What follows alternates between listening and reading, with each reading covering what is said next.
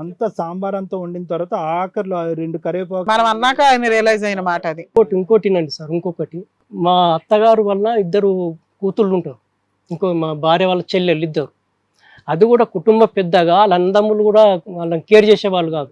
నేను నిలబడి నేను మొత్తం 2 పెళ్లిళ్ళు నేను ఒక్క చేశాను. మాట సార్, మీరు కుటుంబం కోసం ఈ రేంజ్ లో పనిచేశారు, కానీ కుటుంబం పరువు ఆ రేంజ్ లో అక్కడ ఉంచకుండా పాతాళానికి తొక్కేశారు. ఈ 2 టాలీ అవ్వవు. మీరు డబ్బు పెట్టి గౌరవం పెట్టి ఇన్ని చేసినా కూడా అత్తమ్మకు మా మామయ్యకు మస్తు బతిలాడేప్పుడు బతిమాలితే మళ్ళీ పరువు వస్తుందా అండి?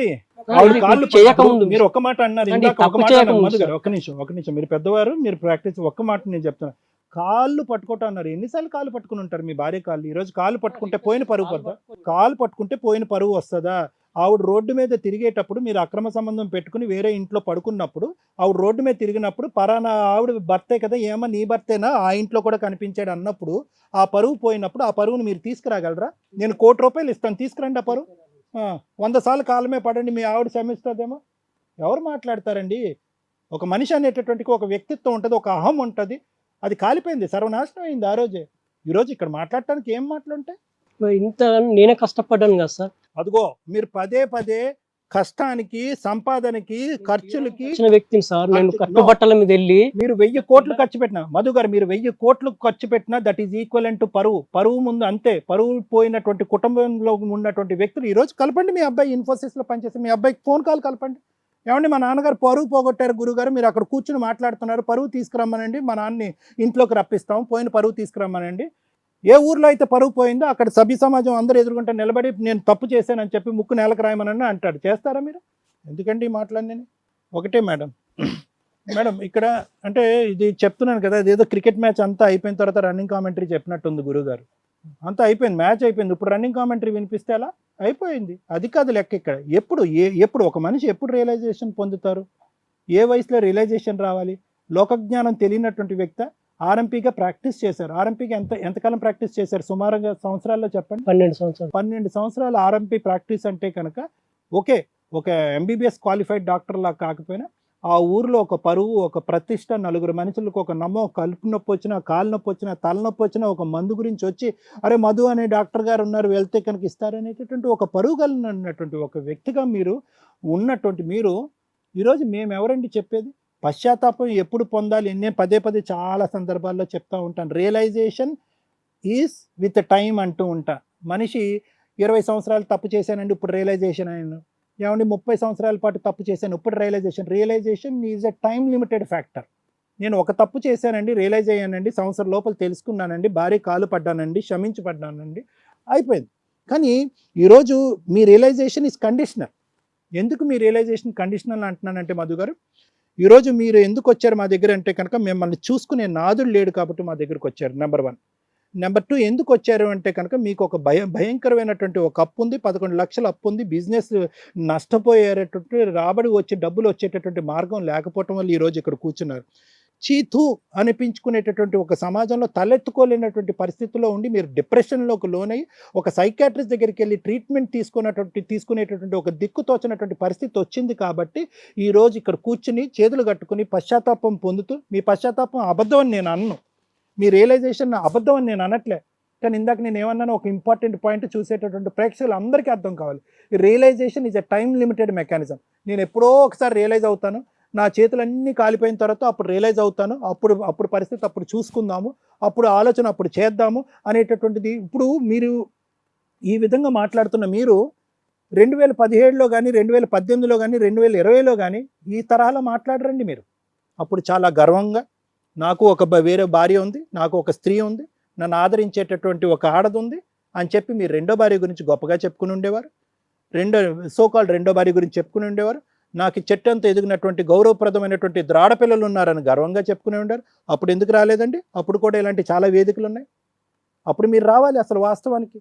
ఇలాంటి వేదికలకు కానీ ఇంకో వేదిక కానీ వచ్చి ఏమండి నా భార్య నన్ను సహకరించట్లేదు, శారీరకంగా నాతో పాటు దగ్గర రాకపోవటం వల్ల ఒక మగాడు దిక్కుతోచినటువంటి పరిస్థితిలో నేను ఉన్నాను కాబట్టి వేరే తలుపు తట్టడం కరెక్టా రాంగా అని అడుగుంటే కనుక అరే బాబు కావాలంటే మీ ఆవిడని తీసుకొచ్చి ఇక్కడ కూర్చోబెట్టి ఆవిడ కౌన్సిలింగ్ ఇద్దాం కానీ వెళ్ళి వేరే ఇంట్లో కుంపట్లో నిప్పులు పోయేద్దురా బాబు అని చెప్పుండేవాళ్ళం. అలా రాలేదు. సో మీ రియలైజేషన్ ఏదైతే ఇప్పుడు వచ్చిందో ఎందుకు వచ్చిందంటే కనుక పనిష్మెంట్ బట్టి వచ్చింది, అవసరం బట్టి వచ్చింది, ఆలోచనతో వచ్చినటువంటి రియలైజేషన్ కాదు ఇది. ఎందుకంటే ఈరోజు ఈ వేదిక కంటే ముందు మధు గారికి నేను ఒక గొడుగు ఇస్తాను, 11 లక్షలు అప్పు తీరుస్తాననేటటువంటి అంశాన్ని ఎవరైనా చూపెడితే కనుక మధు గారి వచ్చి ఇక్కడ కూర్చుంటారా? మధు గారిని మేము బాధ్యతగా చూసుకుంటాము, నా మనసులో పెట్టుకుని ఒక ఆడదానిగా నేను చూసుకుంటాను, నేను వేరే ఒక స్త్రీమూర్తి వచ్చి మీ కాళ్ళ దగ్గర కూర్చుంటే కనుక మీరు మా దగ్గరకు వస్తారా? లేదు మధుని నేను పెళ్లి చేసుకుంటాను అని అన్ని వేరే ఇంకో ఆడది వస్తే కనుక వస్తారా? రారు, మీరు రారు. This is retrospective realization Madhu garu. Retrospective realisation అంటే కనుక పరిస్థితులు బాలేక, దిక్కు తోచక, ఒంటరి ప్రయాణం చేయలేక, సచ్చిన తర్వాత ఎవడు నన్ను చూస్తాడు అనేటటువంటి దిక్కు తోచనటువంటి పరిస్థితుల్లో వచ్చి ఈరోజు మీరు కూర్చుని మా ఆవిడ్ని, అది కూడా మీరు ఎలా అడుగుతున్నారంటే చాలా హాస్యాస్పదం. మీరు వచ్చి ఇక్కడ అడుగుతున్నారు ఏంటంటే ఫైనాన్షియల్ మోటివ్తో వచ్చి కూర్చుని అడుగుతున్నారు. ఎందుకంటే బిజినెస్ లాస్ అయింది, 11 లక్షలు అయింది. ఇప్పటి వరకు నేను అందరినీ సాకాను, మా ఆవిడ్ని సాకటమే కాకుండా మా పిల్లల్ని కూడా నేనే సాకాను, నేను అప్పుల పాలు అయ్యి నా పిల్లల్ని అమెరికా పంపించాను, ఇంకో అబ్బాయిని చదివించాను, ఈరోజు దర్జాగా వాడు సంపాదిస్తున్నాడు. మా ఆవిడ యొక్క 2 చెల్లెలను కూడా నేనే చదివించాను. కాబట్టి ఈరోజు నాకు తిరిగి నేను సంపాదించింది నన్ను వృద్ధాప్యంలో చూసుకోవాల్సిన బాధ్యత నాకు ఉంది, ఇర్రెస్పెక్టివ్ ఆఫ్ మై మిస్టేక్స్ అని అంటున్నారు. నో, అలా వర్కౌట్ అవ్వదు. It is respective of your mistakes. మీరు తప్పులు చేశారు, ఆ తప్పుల్ని మీరు ఇప్పటికీ కూడా కొలమానం చేయట్లేదు. నేను తప్పులు చేశాను సార్, నేను ఇంత అన్యాయం చేశాను, పరువు తక్కువ పని చేశాను అని అన్నారండి.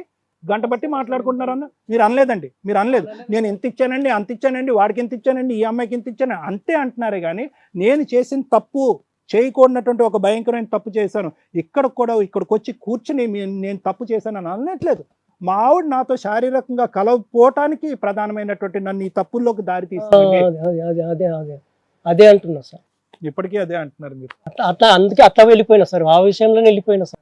ఏమండి అలా వెళ్ళేటట్టయితే ఏమండి అలా ఒకటి నేను వినండి మధు గారు, పెళ్లి నిలబడి మధు గారు మీరు ఇంకా ఎక్కువ మాట్లాడి పరువు తీసుకుంటున్నారు. తక్కువ మాట్లాడితే పరువు దక్కుతుంది. ఒక 2 నిమిషాలు నేను మాట్లాడేది వినండి. 2 పిల్లలకు అన్నటువంటి ఒక ఆడది శారీరకంగా నాతో కలవకుండా ఆటోమేటిక్గా ఆకాశం నుంచి ఊడిపడి అంటే కనుక ఎవరు నెంబర్ 1. నెంబర్ 2, మీరు మాట్లాడేటటువంటిది ఏంటంటే శారీరకపరమైనటువంటి కోరిక తీరలేదు అనేటటువంటి మాట కాదు, నాకు సంతృప్తి కలిగేటటువంటి ఫ్రీక్వెన్సీలో నా భార్య నన్ను దగ్గర తీసుకోలేదు కాబట్టి నేను తప్పు చేశాను అని అంటున్నారు. ఏమండి ఈ లెక్కనైతే కనుక 10లో 7 మగాళ్ళు వెళ్ళి పక్కింటి తలుపులు కొట్టాలి మీ లెక్క ప్రకారం అయితే. No, that is not right అండి. ఆ ఒక్క కండిషన్ మీద ఈరోజు ఇక్కడ కూర్చుని ఈ పొగ రావటానికి అగ్గి రాసింది మా భార్య అని ఇప్పటికైనా ఆ మాట మాట్లాడకండి. ఆ మాట మాట్లాడుతూ ఈ వేదికని మీ ఆవిడకి ఫోన్ చేసి, ఏమమ్మా ఎప్పుడమ్మా మీ ఆయన్ని ఎప్పుడు తీసుకెళ్తావు, ఏమయ్యా నీ కొడుకుగా నీకు బాధ్యత లేదా, మీ తండ్రిని ఇంత బాగా కాపాడుకున్నాడు, మీ తండ్రిని నువ్వు తీసుకెళ్ళి ఆఖరి రోజుల్లో మీ తండ్రిని చూసుకోవనేటటువంటి మాట మేము అడగగలమండి? ఒకవైపు వేలెత్తి వాళ్ళ వైపే చూపెడుతున్నారు. నువ్వు ఇలా చేసావు, అలా అన్యాయం చేసావు, 16 నెలలు బట్టి నువ్వు మాట్లాడలేదు, నువ్వు శారీరకంగా నా దగ్గర రాలేదని అంటూనే ఇంకో పక్క నుంచి మీరు కోరుకుంటున్నారు. ఫస్ట్ మీరు చేసినటువంటి తప్పుల్ని మీరు అంగీకరించండి. మీరు భగవంతుడి సాక్షిగా నేను ఈ తప్పులు చేశాను, నేను నిజంగా కాలు పట్టుకోవటం కాదు, వాళ్ళని నిందించకుండా వాళ్ళ వైపు వేలెత్తి చూపెట్టకుండా సిన్సియర్గా మనస్ఫూర్తిగా మీరు పశ్చాత్తాపం పొందితే కనుక ఈరోజే మీరు వాళ్ళ ఇంటికెళ్ళి తలుపు తట్టచ్చు. మీరు తప్పులు చేశారు, మీ వల్లే నేను తప్పులు చేశానని చెప్తూ నన్ను కాపాడుకోండి అంటే ఎవరు కాపాడరు మధు గారు, ఎవ్వరూ కాపాడరు, ఏ వేదిక కాపాడరు. ఒకటే గుర్తుపెట్టుకోండి, ఇది కాకపోతే ఇంకో 10 కౌన్సిలింగ్ సెషన్లన్నా నేను తీసుకుంటాను. ఒకటే, మీరు చేసినటువంటి సహాయ సహకారాలకి, మీరు అందించినటువంటి చేయికి, తండ్రిగా మీరు తీర్చుకున్నటువంటి బాధ్యతకి, మీరు చేసినటువంటి తప్పులకి, దానికి దీనికి ముడిపెట్టద్దు. అది వేరే లెక్క, ఇది వేరే లెక్క. ఇవి మీకు చేశాను కాబట్టి నా తప్పులు నన్ను క్షమించేసి ఈరోజు నన్ను ఆశీర్వదించండి, మళ్ళీ నన్ను ఇంట్లోకి తీసుకురండి అంటే కనుక పరువు కలిగినటువంటి వాడు, మెడకాయ మీద తలకాయ ఉన్నవాడు ఎవడు కూడా ఇవి క్షమించరండి. చాలా కష్టమైనటువంటి ఆశ, మీరు కోరిక, మీరు చాలా లేటుగా రియలైజ్ అయ్యారు, చాలా లేటుగా కనువిప్పు వచ్చింది మీకు. మా పుట్టింటికి మీ ఆవిడ రాను అని అంటే కనుక ఖచ్చితంగా ఒక ఆడది ఆ మాట అంది అంటే కనుక ఖచ్చితంగా దాని వెనకాతల ఒక బలమైనటువంటి కారణం ఉంది. ఒక భర్తగా మీరు అర్థం చేసుకుని ఉంటే కనుక ఈరోజు మీకు గౌరవంగా ఉండేది, మీ స్థానం ఆ ఇంట్లో గౌరవంగా ఉండేది, మీతో శారీరకంగా కలిసి ఉండేటటువంటిది, మీరు ఇలా తప్పు చేసేదానికి అవకాశం ఉండదు. కానీ ఏంటంటే మీకు తెలుసు, ఒక పక్క నుంచి మీరు మీ ఇంట్లో మొదట ఖండించింది ఎవరు, మీ అమ్మగారి యొక్క పరిస్థితిని ఖండించింది ఎవరు? తల్లి అంటే గౌరవం అండి, తల్లి అంటే గౌరవం అండి అంటే తల్లి అంటే గౌరవమే, కానీ తల్లి చేసినటువంటి పని మీకు కరెక్ట్గా అనిపించకపోవటం వల్ల తల్లి ఇంటికి వెళ్ళటం ఇష్టం లేక 16-17 సంవత్సరాలకి మీరు ఇంట్లోంచి బయటకు వచ్చారు. అలాంటిది ఒక బయట నుంచి వచ్చినటువంటి ఒక ఆడపిల్ల, కోడలుగా వచ్చినటువంటి ఆడపిల్ల ఒక పరాయి మగాడిని మామయ్య అని పిలిచేటటువంటి పరిస్థితి ఎందుకు యాక్సెప్ట్ చేస్తుందండి? అలాంటి ఆడపిల్లని మీరు పదే వస్తావా సస్తావా అనేటప్పటికి ఆ అమ్మాయి ఏం చేసిందంటే మీతో గొడవపడి మీతో డిస్కనెక్ట్ అయిపోయింది శారీరకంగా. ఆ వంకను తీసుకుని మీరు పక్కింటికి వెళ్ళిపోయారు. ఎలా సమర్థించుకుంటాం ఈ వ్యవహారాలన్నీ? సో సారీ, నేను చెప్పేది ఒకటే మధు గారు, ఇక్కడ మీరు కోరుకునేటటువంటిది మనిషి కోరుకోవచ్చు. మీ పరిస్థితిని చూస్తే నాకే మనసు పిండేస్తున్నట్టు అవుతుంది, చాలా బాధగా ఉంది. ఎవరున్నారు మీకు వెనకట్లు? ఎవరున్నారు? కష్టం ఒకటే మిగిలింది, సుఖం లేదు, సంతోషం లేదు, ఒక ఒక ఒక అనుభవం లేదు, ఒక అనుభూతి లేదు, ఒక ఆనందం లేదు, ఏమీ లేదు మీకు. ఇటువంటి పరిస్థితి నాకు అర్థం. కానీ చేసుకున్న వాళ్ళకి చేసుకున్నంత అని అంటారు చూడండి. ఈ రోజు మీ కర్మ సిద్ధాంతం నమ్మటం, కర్మని అనుభవిస్తున్నా సార్. కర్మ సిద్ధాంతం నమ్మటం తప్ప మనకి ఇంకోటి లేదు. ఒకటే ఆశ ఏంటంటే కనుక చదువుకున్నటువంటి ఆ అబ్బాయి ఏమైనా రియలైజ్ అవుతాడేమో. మీ అబ్బాయి పేరు నాకు తెలియదు, కానీ మనం ఒకసారి ఆ అబ్బాయితో 2023లో కూడా మే 1st వీక్లో చనిపోదామని డిసైడ్ అయినా మేడం. వాస్తవంగా నాకు ఇది అంటే ఈమెను పంపించేసి సెడి చేసేసి ఇక అంటే కలవడం వేస్ట్, ఫ్యామిలీకి ఏ ముఖం పెట్టుకుని పోవాలా మేడం?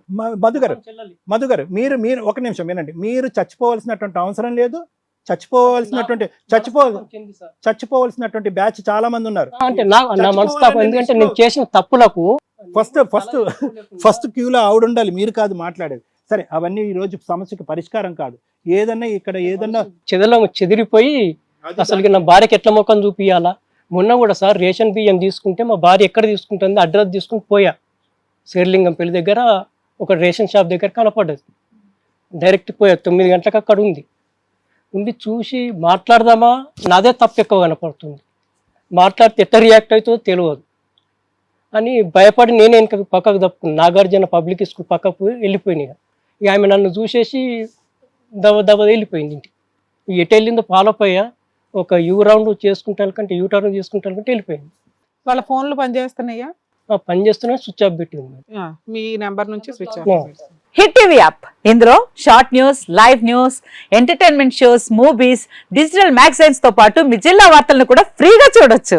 ఇంకెందుకు ఆలస్యం, వెంటనే హిట్ టీవీ యాప్ ని డౌన్లోడ్ చేసుకుని ఫ్రీగా ఎంటర్టైన్మెంట్ పొందండి. Hit TV app. Hit TV app. Please download hit TV app. Hit TV app ని ఫ్రీగా డౌన్లోడ్ చేసుకొని ఎంజాయ్ చేయండి. మీకు నచ్చిన ఎంటర్టైన్మెంట్ కోసం హిట్ టీవీ యాప్ ని ఫ్రీగా డౌన్లోడ్ చేసుకొని ఎంజాయ్ చేయండి. హిట్ టీవీ యాప్ ని డౌన్లోడ్ చేసుకుని ఆస్వాదించండి, ఆశీర్వదించండి. ఇంతమంది సెలబ్రిటీలు హిట్ టీవీ యాప్ ని డౌన్లోడ్ చేసుకోండి అని చెప్తున్నారంటే ఎంత మంచి యాప్ ఆలోచించండి.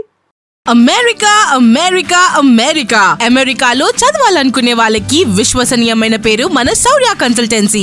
UK లో 1 year masters, 2 years work permit up to 5 years visa. Contact Saurya Consultancy. Contact 89851 89851.